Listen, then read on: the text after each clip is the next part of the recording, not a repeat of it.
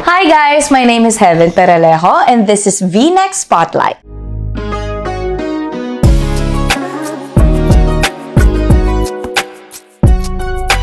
I have questions here from the fans which I'll be answering today.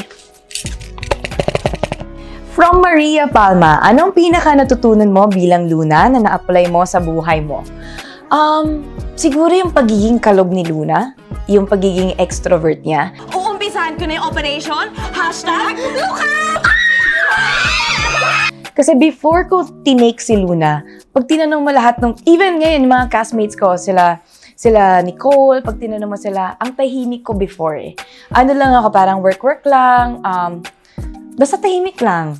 Pero dahil kay Luna, dun ko natutunan maging extrovert. Dun ko natutunan na it's okay to take life, na enjoy lang, na acceptable ka pa rin ng lahat.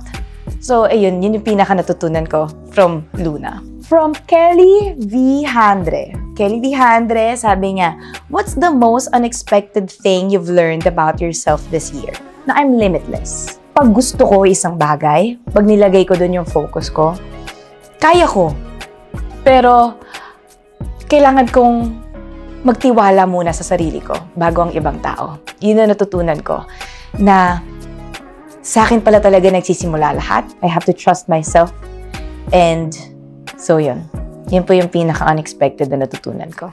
Sabi naman ni L. Joy Daleva, how do you prepare for a role as Carmela and at the same time as Carmelita? As Carmela, kasi ang daming nasa utak ni Carmela eh. Kasi nga di ba lagi siyang tatago na from modern world siya. So ang dami niyang iniisip. And so, I made sure na yung mga iniisip ko habang nagtitake, as Carmela, as makulit, pero at the same time, talagang uunahin muna ang ibang tao bago ang sarili. And then, kay Carmelita naman, inaalala ko kung paano siya nabubuhay ng mga panahon na yon. Paano gumalaw yung dating babae, kumbaga, yung mga nuances ni Carmelita, ano bang pinaglalaban niya, yung mga values niya in her life. And so, ganun po ako mag-prepare. Sabi naman ni Cams Vasquez, what's the kindest thing someone has ever done for you? I guess my fans. Sa totoo lang, ang tagal ko na po sa showbiz. I've been in the industry almost 9 years. 9 years na this year.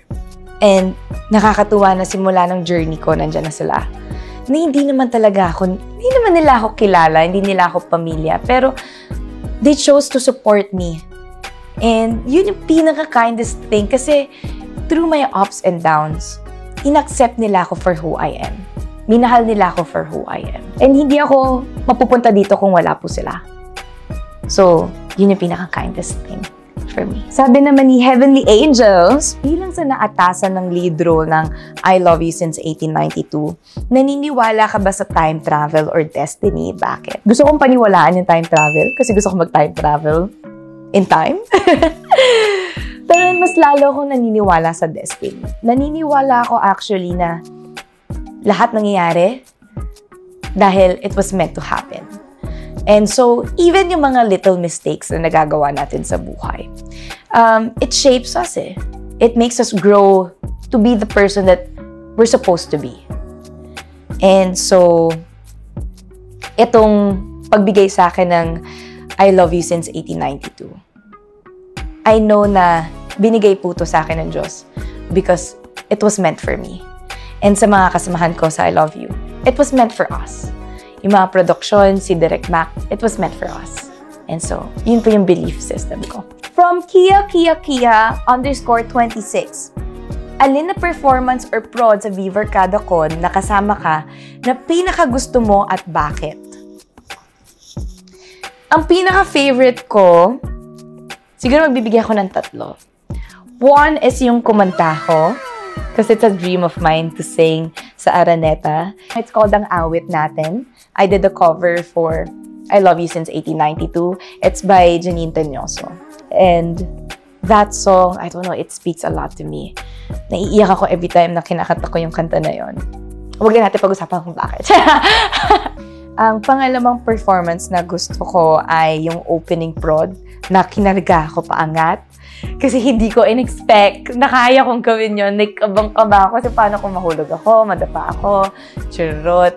pero kinaya naman. So, it's my favorite production din. My last would be yung Binibining Marikit. Nakakatuwa. Oh my God, wait, may ano pa pala. Ang love ko rin pala is yung Univercada. Kasi nagkasama na kami in one stage. At complete na kami. 12 na kami. Alam mo yun, pag come to think about it, may 2 books na lang natitira. And so sometimes, nalulungkot ako kasi parang patapos na.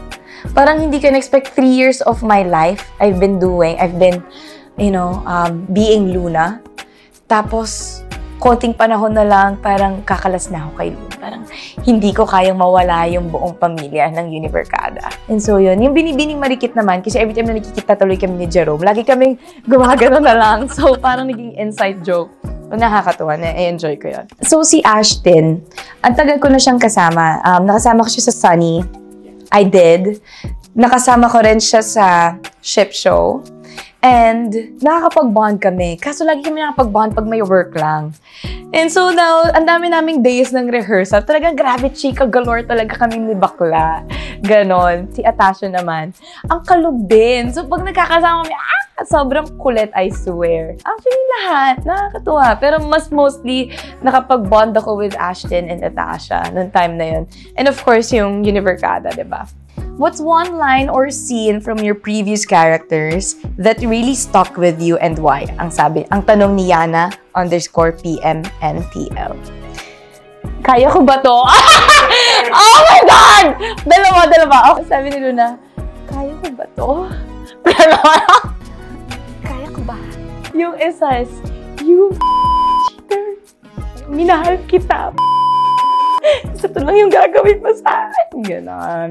Kita-kita sa video ka, Alex. Nakipagalikan ka kay Amethyst.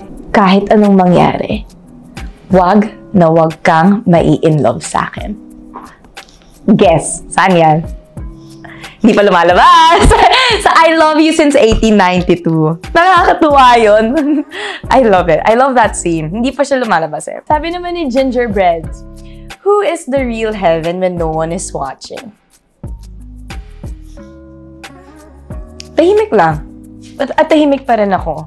Siguro, hindi nyo alam, pero napaka-seryoso ko in life. When it comes to life, yes, sobrang serious ko.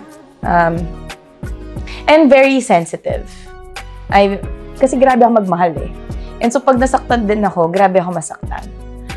So, ako kasi I make sure na wala akong nasasaktan na ibang tao. Kaya yun. Sabi naman ni Rafael.Ian, double N yan, how do you know when someone genuinely cares for you at hindi lang dahil sikat or artista ka? Pag naalala nila yung little things, yung mga nakakwento ko sa kanila, yung tipong, or like kunyari, example, nasa taping kami ng I Love You. And I did not expect yung hairstylist ko, si Archie, na parang,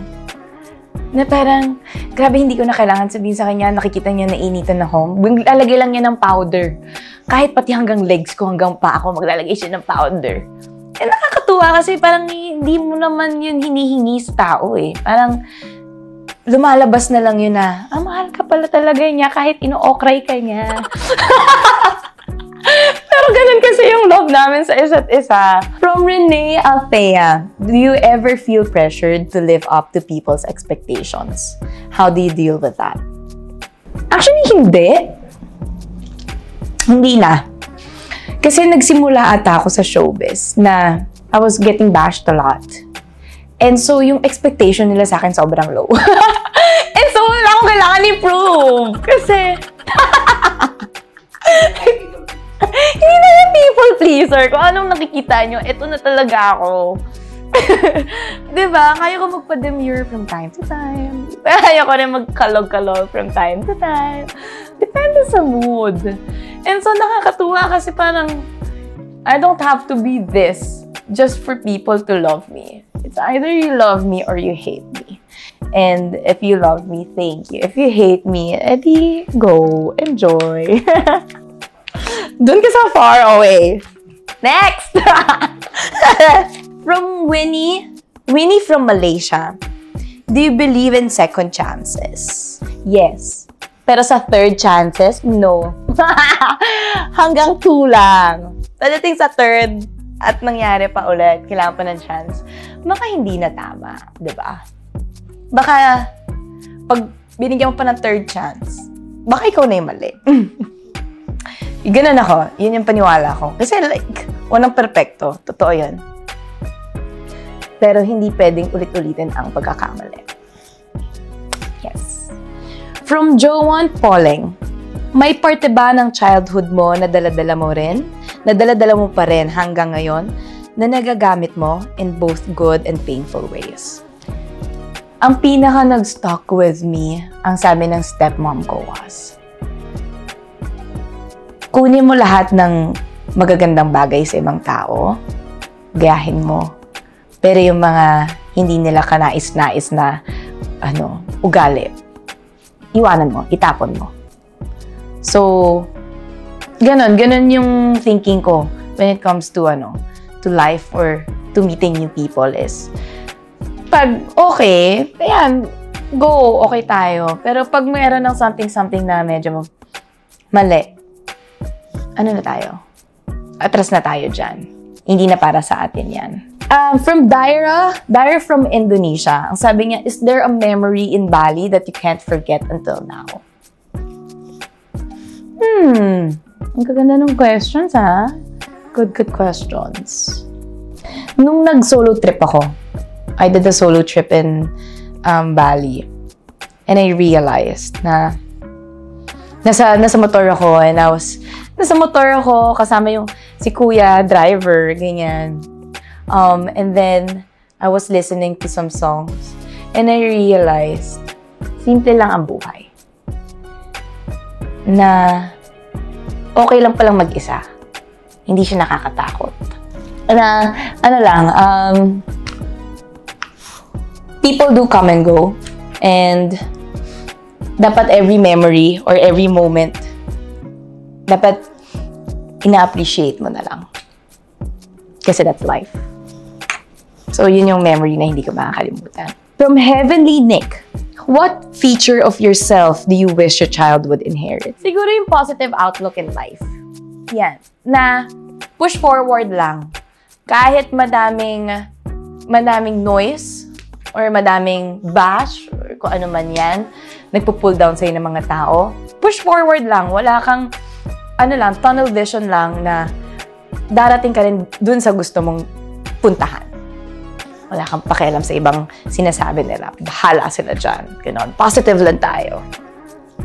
And if it's for you, it's for you. Sabi naman ni Basant from Egypt, if you could describe Carmela in 3 words, what would they be and why did you choose those? 3 words. Understanding, selfless, and funny. Understanding in a sense na naiintindihan niya yung mga tao kung bakit ganun sila. And naiintindihan niya yung dad niya, naiintindihan niya yung mga kapatid niya, naiintindihan niya si Shay. And so, yan. Ay, marami pang iba. Ayoko muna masyadong ikwento. Selfless kasi mas pinili niyang lumayo na lang kesa makasakit siya ng ibang tao. Funny kasi yun talaga siya. Personality niya talaga yon. Hello everyone! Maraming salamat po for watching V-Next Spotlight. Iniimbitahan ko rin po kayo to watch I Love You Since 1892. Malapit na po yan. Only on Viva One. At marami pa po tayong mga mall shows na pupuntahan. Kaya po, stay tuned sa aking mga social media accounts. Kagaya ng Instagram, Heaven Peralejo, Twitter, H Peralejo, Facebook, Heaven Peralejo. Dahil for more information, and for more contents like this, follow and subscribe to VAA YouTube channel and all social media platforms.